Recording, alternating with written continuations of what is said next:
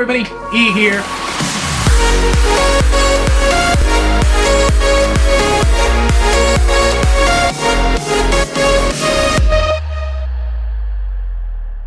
Hello everybody, E here. Welcome back to another book review. Today we are talking about The Neon Owl by Chad Lutzke.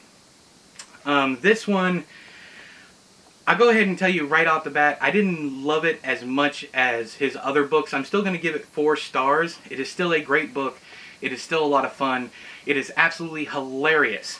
But let me tell you what I didn't like about it. This is completely subjective. In fact, if you read my review over on Goodreads, it's one of those books where the only reason why I didn't like certain parts is because me. It's my bias. I don't like noir comedy.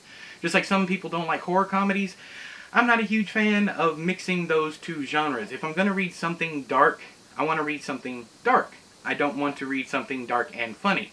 That's why I'm not big on horror comedy, because I don't think you can pull off both well. So far, the only one I recently reviewed, I think it's going up before this one, it might go up after this one, but Uzumaki by Junji Ito. There's some horror comedy in that. There's some in Gyo. You know, I do like it every now and again.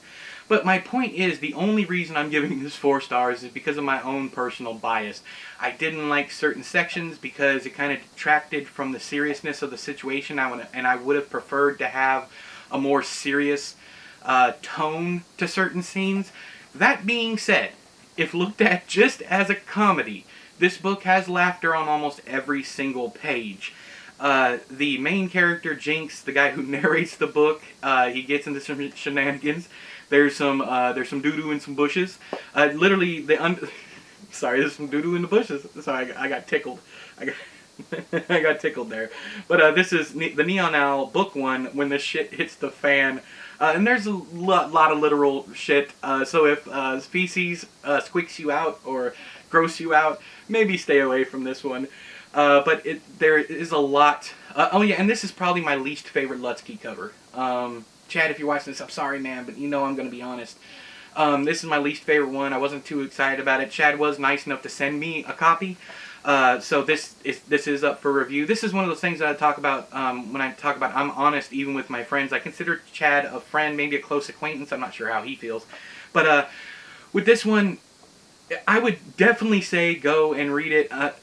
Check it out because it is hilarious. The detective work, there is no detective in the book. The detective work, there are some, I will say this, there are some very, very convenient scenes in here to make the plot work that stood out like a sore thumb. That's another thing why, if it was just a straight up comedy, then yeah, if there was no mystery in it, it might have worked.